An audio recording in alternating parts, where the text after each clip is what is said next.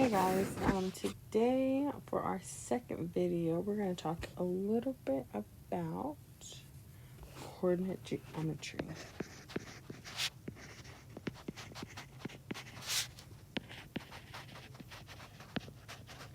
Sorry if my writing makes a lot of noise. I'm trying to get better at it not making a lot of noise.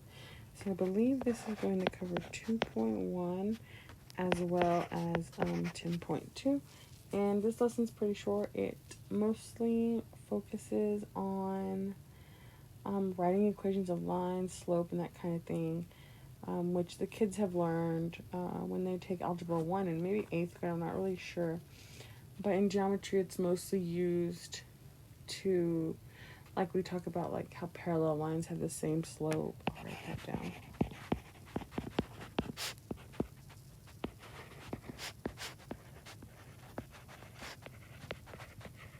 And then perpendicular lines, I'm just going to abbreviate it, have opposite reciprocal slopes. And so talking about that, and that really comes into play when we start talking about quadrilaterals and proving which quadrilaterals are rectangles and stuff like that. The kids really need to know the relationship between the slopes of parallel and perpendicular lines, so that when they get to like proving a square is a square, they can prove that opposite lines are parallel and consecutive lines are perpendicular. So that's useful there. And then actually writing the equations of lines comes in handy whenever we get to circles later on, because the kids need to know, how do you write the equation of a tangent line to a circle? So that they'll learn that a tangent line is perpendicular to the radius of a circle. So if they can find the slope of a radius, find the opposite reciprocal, so they can get the slope of the perpendicular line, use the point of tangency, and write the equation of that. So this skill comes back a couple of times in geometry, so it's super important for the kids. I don't know why, but the kids just struggle so much writing equations of lines. Like, they learn it in 8th grade. I think they learn it in 7th grade. I'm not sure. But they just, I don't know. It's just really, really hard. So we'll talk about that first. And the formulas that the kids are given on their formula chart. So they're given a slope formula that they use to find the slope, obviously. And it is y2 minus y1 over x2 minus x1. There's several ways that kids can find slope using the formula. If they have 2 points, if they have a graph, they can just count rise over run. If they have an equation, then they need to know that, hey, I need to put it in slope-intercept form, and then the m is a slope. So they need to know what slope-intercept form is, which is y equals mx plus b. But they also need to know what point slope is. And point slope is y minus y1 equals m times x minus x1. And so all of this will come together for them to be able to write equations of lines. So let's practice finding the slope of, actually, I'm just looking at the questions over your homework. So the first question asks, do the following points lie on the graph of this line? So let's just do an example. If I have this equation and I ask you, is 6, negative 1 on the line? So you can figure out if any point's on the line, obviously, if you just plug it in and evaluate it and see if it works out or not. So that would be my x, that would be my y. I plug it in, so 5 times 6 minus 2 times negative 1 equals 30. 5 times 6 is 30. Negative 2 times negative 1 is positive 2. And I get 32 equals 30. That is not true, so it is not on the line. Something that we also need to remind the kids about when we're teaching this topic is about how you can have undefined slope and zero slope. So making sure that they understand the difference between those and that they are opposite reciprocals. So, if they want the slope of an undefined line, or if they want the perpendicular of an undefined line, hey, it's a zero slope, and vice versa. What else about undefined and zero?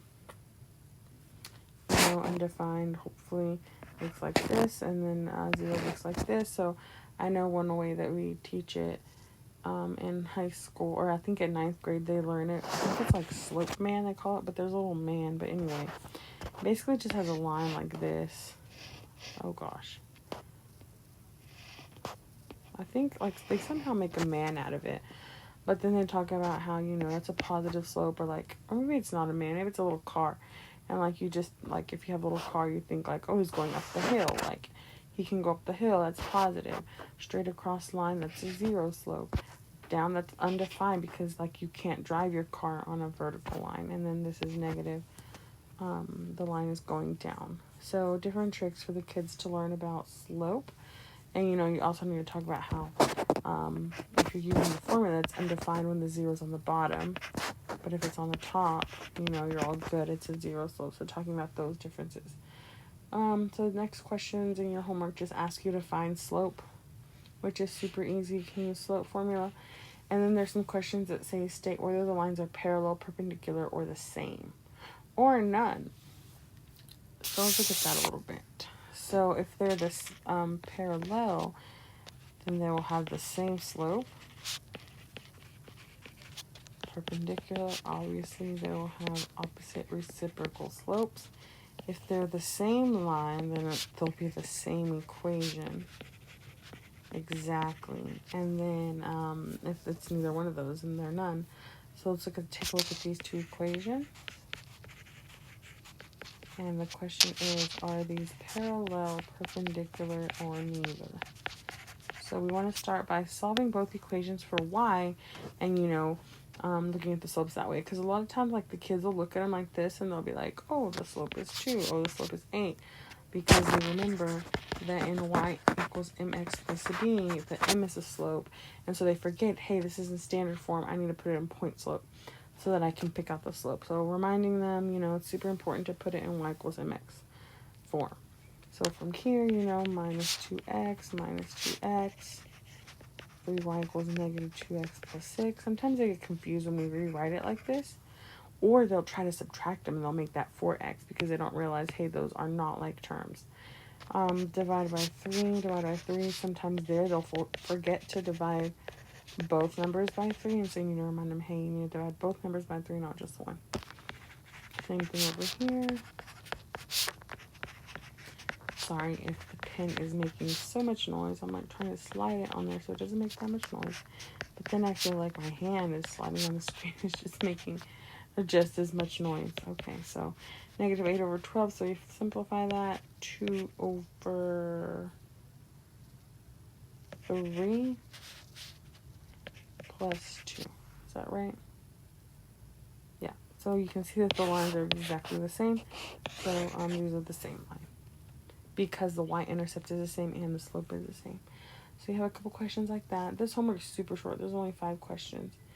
And then your last question just says, find the slope and the y-intercept for each line, and then graph the 2 lines, and it asks you for the point of intersection. So super easy. At this point, you know, when we ask the kids to find the slope, the point of intersection, we really, like, most of the time it'll be on a graph. It's not going to be like where you do it algebraically. They don't really need to know that far, but yeah, just focus on the different types of slope and how they know which is which. And that brings us to the end. Super short video.